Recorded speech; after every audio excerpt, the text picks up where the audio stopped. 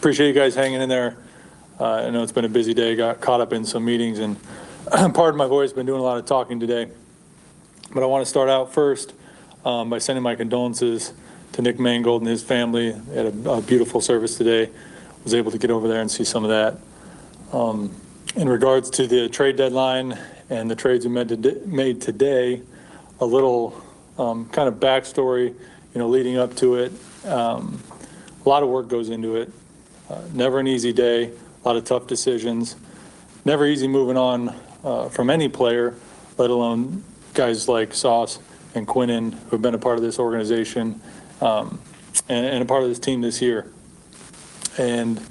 But we put a lot of effort leading up into this day.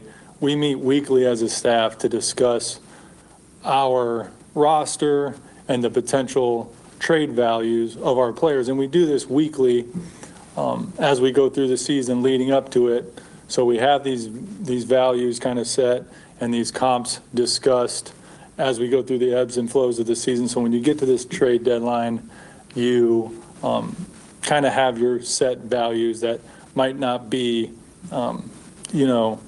more, I'm losing track, sorry, it's been a long day, but you're set on what these values are really, what they're really worth in these players and what you might be willing to do to part ways with them. And we got to today and had these offers that we just felt were too good for the team, and we made that with Sauce and Quinnen. And with that, I'll open it up to any questions. Darren, I think the natural question with Sauce is, less than 4 months ago, you guys made a pretty substantial commitment to him with the contract. What changed between then and now that we're here and you're trading him?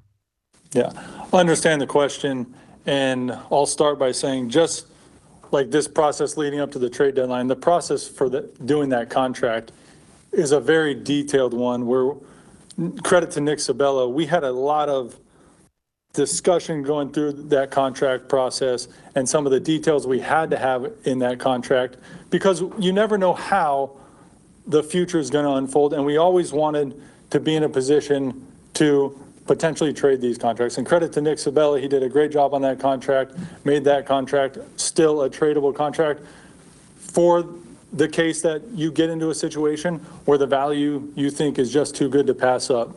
And that happened to be the case here. Darren, what was the genesis of the Colts talks? How long have you been talking to them? Did you contact them? How did it all materialize? Yeah, Rich, good question. So throughout the year, I have a lot of discussions around the league with different GMs and a lot of discussions with players. And you never know how they're going to materialize, but it was never something, again, like you hear them and you're like, I probably wouldn't do that, but we have our set values. We keep all those conversations private. And when it came down to the last few days, Indianapolis kept getting richer and richer with their value, and eventually, like I said, was too good to pass up. But I have a lot of conversations throughout the course of the year with different GMs, and this one materialized. Darren, what would your message be either to the team or the fans? Of you obviously got a lot of trade draft pick value, but you did just trade away two of your best players. So curious, what would your message to be about what the goal is for the Jets right now? Yeah, I understand the question. The goal is always to win. Look, these coaches and players work too hard every day, all day, with the goal of winning on Sunday, and that never changes because that's what the fans deserve.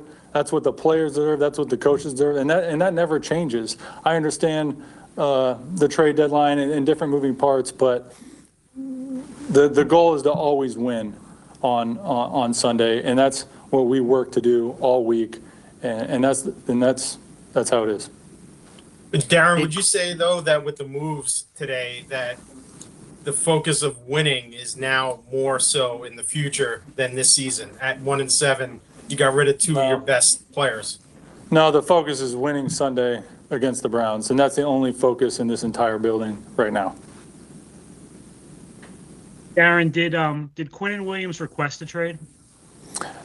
No, I'm not here to talk about rumors and different things. Look, like I said earlier, I have a lot of discussions with GMs and players throughout the course of the year, and I'll keep all those discussions private between myself and GMs and players out of respect for the other party. Darren, can you say how the Quinnen Williams trade, came together? I know Jerry Jones said on the radio that he offered him back in the, tried to get him from Micah. Yeah, no, again, I'll keep all those conversations that I had with the other teams private, but it came together and it was a good value for us today, so went ahead and did that. Darren, Was Quinnen's contract a factor, Darren, in a consideration in this and the likelihood that he was going to ask for a new deal in the offseason? There's a lot of things that go into these decisions, but I wouldn't say it was the contract. A lot of things go into these, a lot of things that we discuss. How much does Darren, being you kind of 1-7 joked that you've done a lot of talking today. How active were the phones for you, and how, getting calls from other teams asking and you asking and that kind of thing? Yeah, the phones were pretty active the past week, and then obviously the last 2 days really picked up. So yeah, active. What Darren, does how this- much did As the you can tell, record- I've lost my voice, and I'm on my last. Not a lot of sleep the last 2 nights, to be honest. Running with half a brain here, I feel like at the end of the day. Darren, how much did the record being 1-7, with the way the season's going, how much did that factor into today? No, like I said, we have these processes in place to have these discussions throughout the season. When we start having those discussions week 4, and we're talking about a lot of things in those discussions with players and what the roster could look like, and contracts and values and compensation, and there's a ton of things that go into it, but we're very consistent throughout our process, regardless of the record. Darren, can you a talk couple about more? Darren? Take a couple Darren, can more. you talk about A.D. Mitchell, also John Mechie, what you like about those guys, and also Smith in return with that Dallas deal? Yeah, absolutely. On the A.D. Mitchell, big, fast, physical, talented wide receiver. Excited to add him to the group. Mitchell, that's A.D. Mitchell. Mechie, got him last week. Another athletic guy. He's got inside, outside flex. So excited to see these guys get here, see them up close, get to know them, work with them. And Maze Smith, a big, talented, physical defensive tackle, can help us in the run game. So excited to get these guys on campus and get to see them work and get to know them.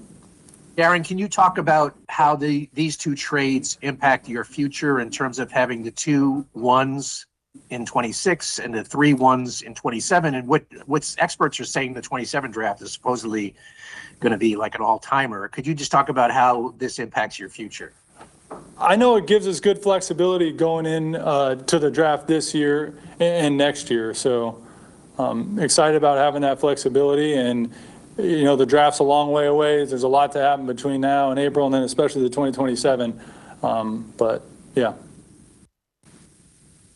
Darren, Breece Hall, what went into, if you're going to trade these 2 guys, what went into not trading Breece? Because it would seem like the guy who's a pending free agent would be part of the teardown here.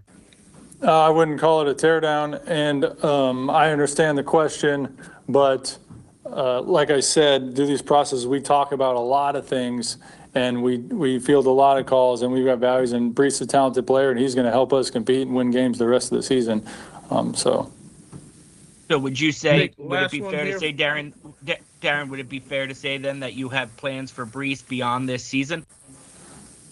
I'm excited to see Breece play against the Cleveland Browns Sunday, and I'm excited he's on our team, and yeah. Thank you, everyone. Thank you, Darren.